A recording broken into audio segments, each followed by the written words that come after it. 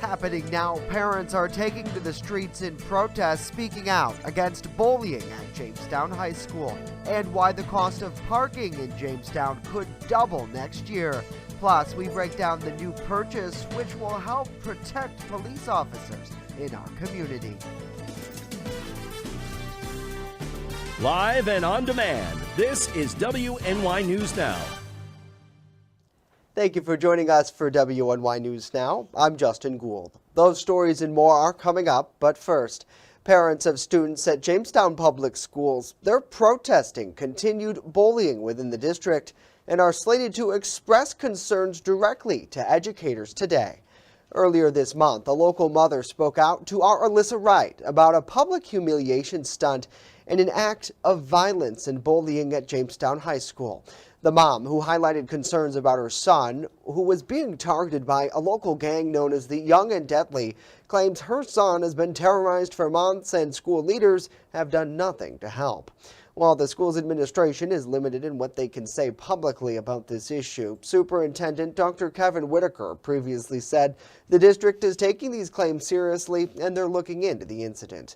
Ahead of tonight's Board of Education meeting, the group plans to protest the continued bullying across the district starting at about 5:15 outside of Jefferson Middle School.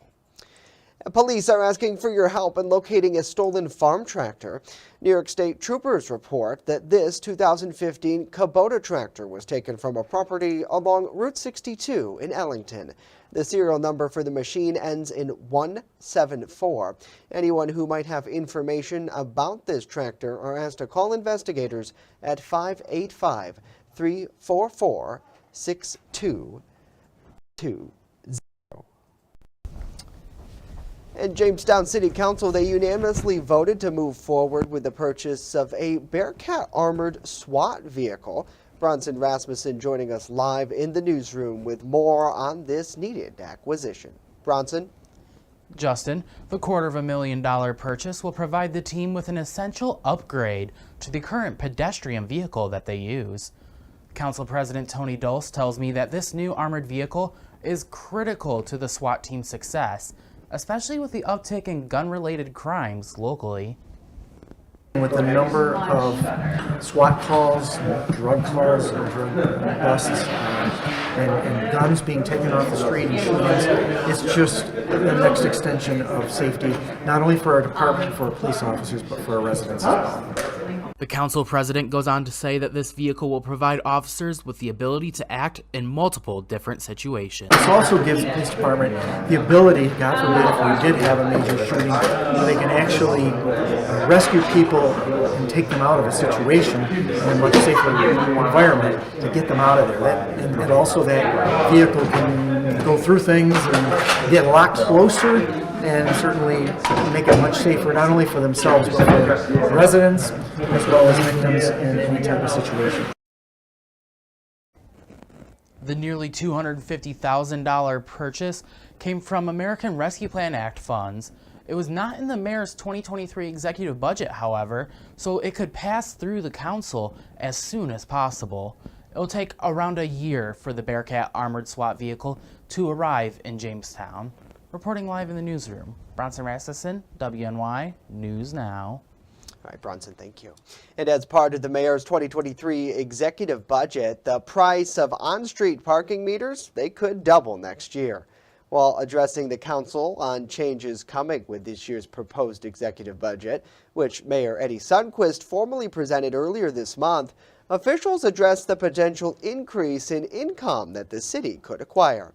On-street parking proposals will double the amount collected from parking meters with a projected annual revenue of $254,000 that compared to 2022's $127,000.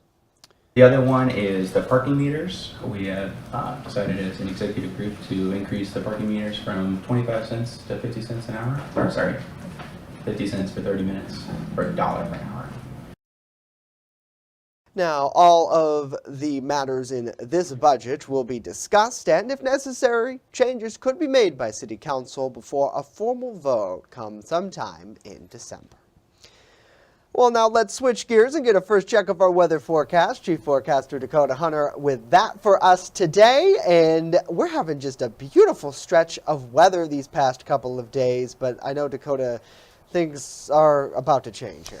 Yes, the nice weather that we've had, the nice and dry and warm weather, it's going away as we head into tomorrow. But soak up the sun we have out there. Mostly sunny skies from the Chautauqua Lake Association Skycam and the satellite and radar composite. Again, not showing you much, but it does show you some of those high clouds that are moving on through the southern tier this afternoon. So otherwise, today is going to be a nice day to get out and enjoy this because, as we said yesterday, warmth this time of the year is at a premium at this time of the year.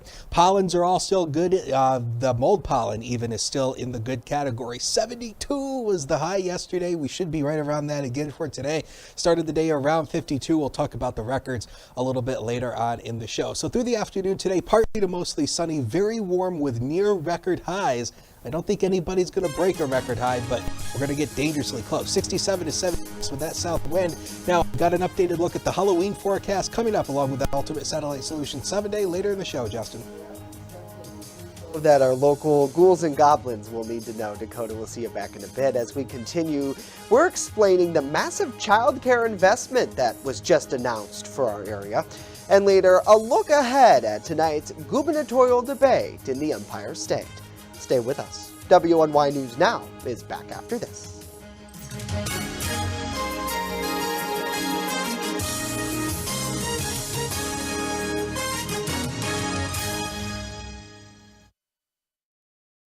With coverage that matters. This is WNY News Now. EagleZip.com is your local one-stop shop for all of your home and business computer needs. Located on Fluvan Avenue Extension, just outside of and services all brands of desktops and laptops, as well as servers and network equipment for your business. All new computer sales include transferring your data from your old computer plus a 2-year warranty. Call EagleZip.com today. Stop by EagleZip.com today and let us make computers easy for you. Looking for a fair and honest auto mechanic? Look no further than DeWyas Auto Service. Located at 140 Main Street in Randolph, our family-owned business is ready for all of your automotive needs. From general service to more complex repairs, count on DeWyas Auto to keep you on the road. We not only keep your cars running smoothly, but also looking great with our expert detailing crew. Send us a message on Facebook or call us today at 716-358-2292 to set up an appointment. DeWyas Auto Service. Fair, honest, and the best prices guaranteed. I'm a survivor. I'm a survivor. I'm a survivor. Testicular cancer is the leading form of cancer in men aged 15 to 35. 1 in 250 men will be diagnosed with testicular cancer. But 98% will survive if detected early. As a survivor, I believe early detection is the key. Learn how to do a testicular self-exam and other important facts about testicular cancer at oneball4tc.com. You're watching WNY News Now, where coverage comes first. A major investment in local childcare access is coming to Jamestown. SUNY JCC announcing today they're slated to receive $1.2 million as part of a state investment that addresses childcare deserts. The one-time funding allotment signed by Governor Kathy Hochul earmarks $600,000 for 100 slot child care centers on the campuses of Jamestown and Cattaraugus County. This startup funding, officials say, allows JCC to partner with local community-based organizations who already provide child care in hopes of removing barriers to higher education and employment. The funds are the second wave of the broader state initiative to ensure that students, faculty, and staff on all SUNY and CUNY campuses have access to high-quality child care centers. Jamestown's Board of Public Utilities ranks among the healthiest workplaces in America. That's according to a survey administered by Springbunk, giving the designation to our local public utility for the 4th consecutive year. The BPU moved up the list to the 37th place of 100 companies, rising from 51st in 2020. The workplace is rated on 6 categories, including culture and leadership commitment, foundational components, strategic planning, communications and marketing, programming and interventions, and reporting and analysis. Well, in Albany, Governor Kathy Hochul and Attorney General Letitia James, they have announced an increase in funding for red flag laws. Our Capitol correspondent Elise Klein is breaking down why state leaders believe these laws are important to keep New Yorkers safe from gun violence. After the Buffalo mass shooting in May, Governor Hochul issued an executive order requiring state police to expand their use of the red flag law, also called the Extreme Risk Protection Order law. Today, Governor Hochul and Attorney General Letitia James announced a $4.6 million increase in funding to support extreme risk protection orders. This is how we keep guns out of the hands of people who could do harm to others. Red flag laws are a type of gun confiscation law. The law requires law enforcement and medical and mental health providers to petition the state court for an order to remove firearms from a person they believe to be a danger to themselves or others. The added funding will go towards hiring attorneys and staff who can represent state troopers when they apply for an extreme risk protection order. Since Governor Hochul's executive order, the state has issued more than 1,900 extreme risk protection orders. State troopers alone have applied for 339 orders, which is nearly 3 times the number of applications from last year, according to the New York State Police acting superintendent. And that means guns are being taken out of the hands of dangerous individuals. And that means our common sense gun laws are working. And most importantly, that means a potential life is being saved every single time. In Albany, Elise Klein, WNY News Now. Well, many Republican candidates started the election year attacking Democrats over inflation. New York's Lee Zeldin had a different focus: crime. The GOP candidate for governor has spent much of the year rallying against a streaks of shootings and other violent crimes, including a series of unprovoked attacks seen here in this security video. From one respect, you've had these pro-criminal laws that have been passed. You need to be giving judges discretion to weigh dangerousness and overhauling the cashless bail law. The mayor is willing to talk about, he's talked about it in the past when the governor is not standing next to him. We need to amend, raise the age. We have the Less is More Act, you've had these discovery law reforms, the HALT Act, all resulting in all sorts of problems. Zeldin and Governor Hochul meet tonight for their one and only debate before the general election. Hochul is still seen as the favorite in this race. A Republican hasn't won the governor's mansion in New York since 2002, when Governor George Pataki won re-election in the aftermath of the September 11th terrorist attack. However, recent polling shows things are getting pretty tight. Abortion rights advocates are rallying ahead of some high-profile races across our region. Brendan Scanlon has a look at their message.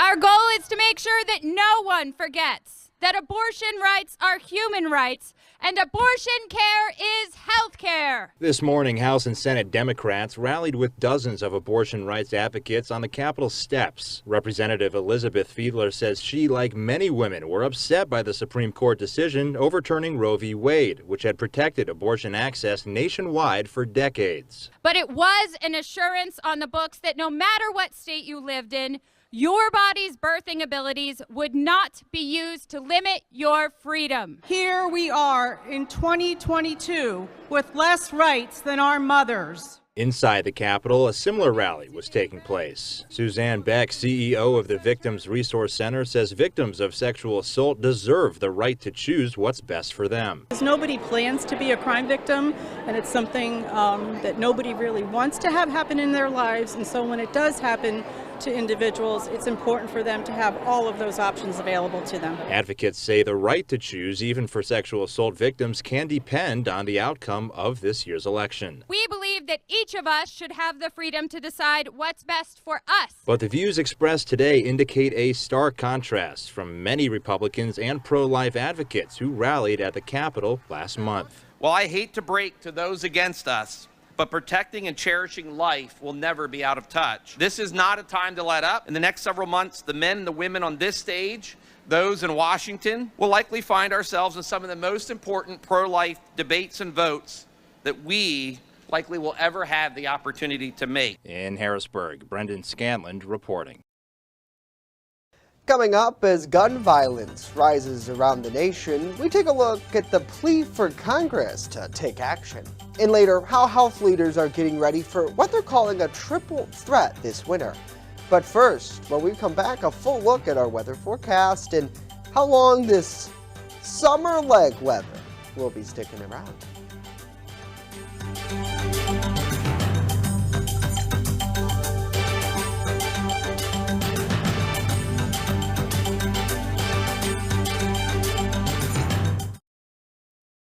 When severe weather breaks, one team has you covered, tracking the storms as they happen.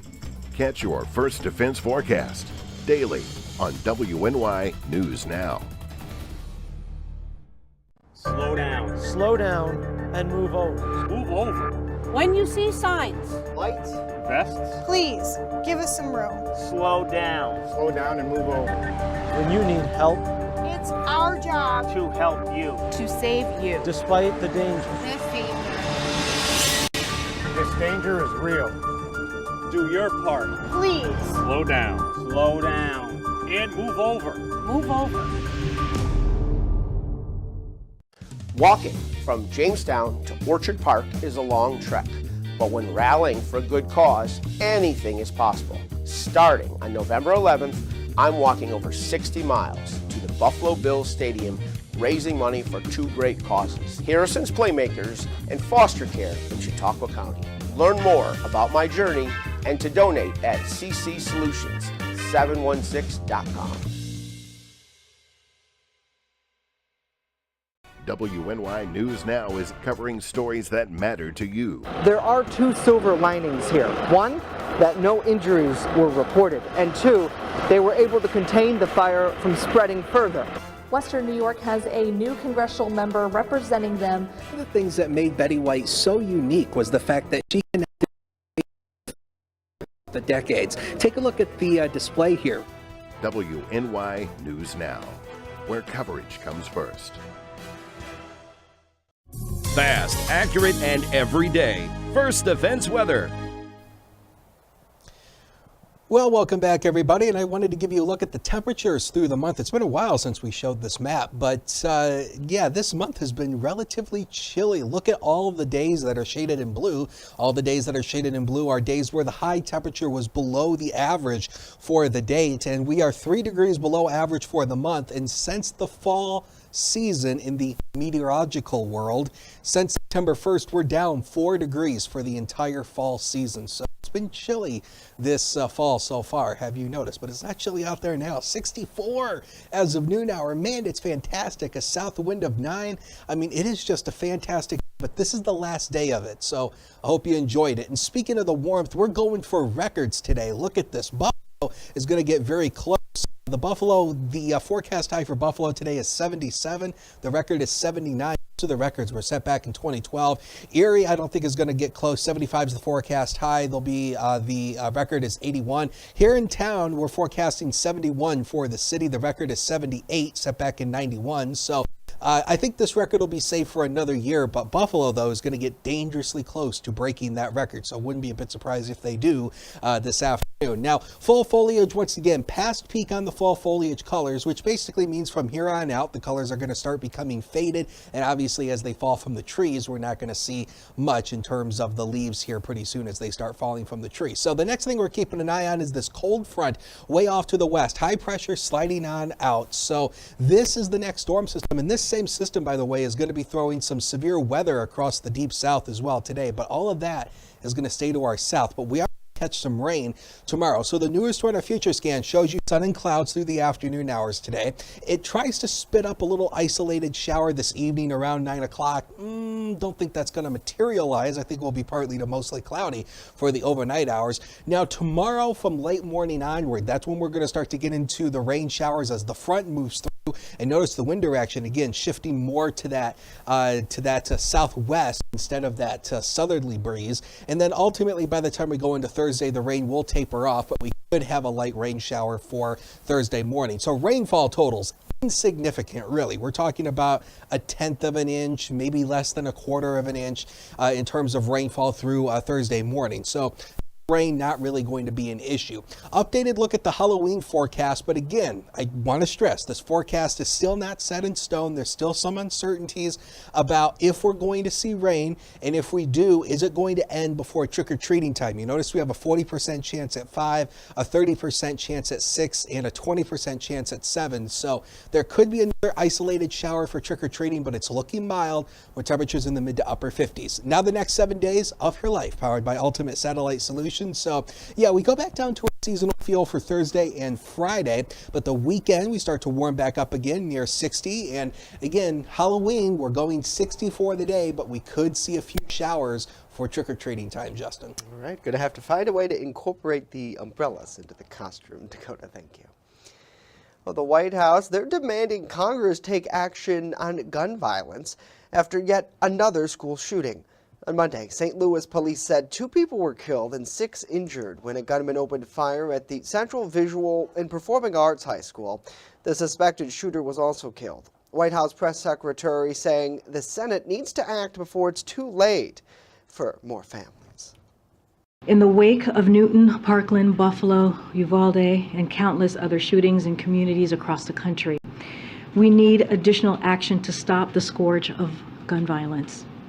Every day that the Senate fails to send assault weapons ban to the president's desk or waits to take other common sense actions is a day too late for our families and communities impacted by gun violence. Now, in the latest case, the shooter appears to be 20 years old and was using what police are calling, quote, a long gun. The school was closed and the doors were locked. It's unclear how he actually entered the building. The U.S. Postal Service is honoring the late Supreme Court Justice Ruth Bader Ginsburg as an icon of American culture with a stamp in the new year. The design, which was unveiled Monday, is a painted portrait based on a photo of Ginsburg in a black collar, which became her trademark. Ginsburg died in 2020 at the age of 87. The newly unveiled first-class forever stamp of the liberal icon will now be available for purchase in 2023, although officials did not mention a specific date. Well, new COVID-19 variants gaining traction around the world are fueling concerns of a winter surge here in the United States. In today's Health Minute, Mandy Gaither with more on what's being called the Scrabble variants and whether the updated boosters are expected to help.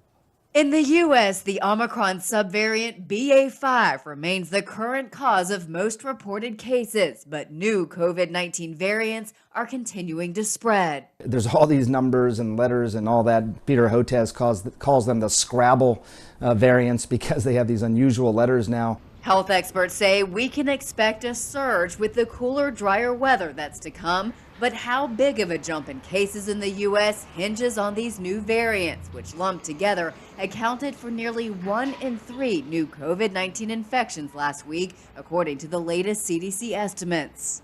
So we'll see by mid-November, for example, do they start to take over and become sort of the dominant strain? Right now, there's a drop in U.S. COVID-19 cases, but there's always a lull and sort of a downturn before you see some of these significant surges. The new variants are offshoots of Omicron, so health experts say the updated booster will provide enough protection against them. While they are different, they're not different enough to say, hey, look, they're just going to evade immunity. However, many antibody treatments are based on some of the original strains of the coronavirus. So if you're someone who counts on getting an antibody treatment, that's probably not going to be as effective against these new strains for that reason. For Health Minute, I'm Mandy Gaither. Coming up next, organizers of this year's holiday parade, they're already getting in the Christmas spirit. We're highlighting the kickoff to parade prep here in Jamestown.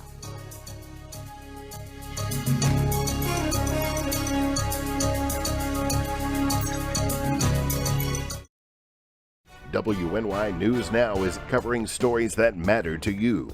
Police and other local law enforcement agencies are looking for the person responsible for a shooting. One of the benefits of this new feature is it not only works with the newer parking meters that the city's been rolling out, but these traditional meters as well. From muddy trails to slick cliff edges to structures that have fallen into disrepair. These are just some of the problems that this park faces. WNY News Now, where coverage comes first. Walking from Jamestown to Orchard Park is a long trek, but when rallying for a good cause, anything is possible. I'm Patrick Smeraldo, and I need your help to get there. Starting on November 11th, I'm walking over 60 miles to the Buffalo Bills Stadium, raising money for two great causes: Harrison's Playmakers and foster care in Chautauqua County. Harrison's Playmakers is a non-profit launched by former Buffalo Bills defensive tackle Harrison Phillips to connect kids with disabilities in sports. Furthermore, donations for this 3-day hike will also benefit CASA of Chautauqua County and the Stone family. We're assisting local foster care children during National Adoption Month. Learn more about my journey and to donate at ccsolutions716.com.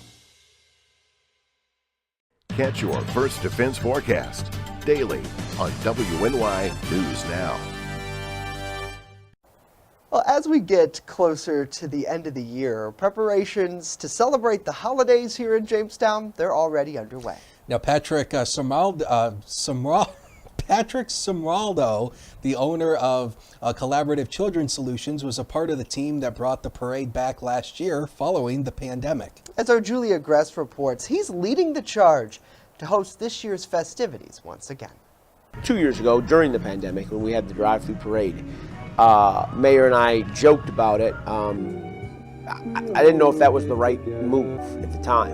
And after that night of standing at City Hall, seeing miles and miles of cars drive by, and to see kids so excited about seeing Santa Claus and give them hope after we were coming out of the pandemic, that cinched it for me. The parade will be held on Saturday, December 3rd from 6 to 8 and will conclude with a fireworks show, following the same format from last year. Toy donation boxes will be located at several points throughout the parade as well.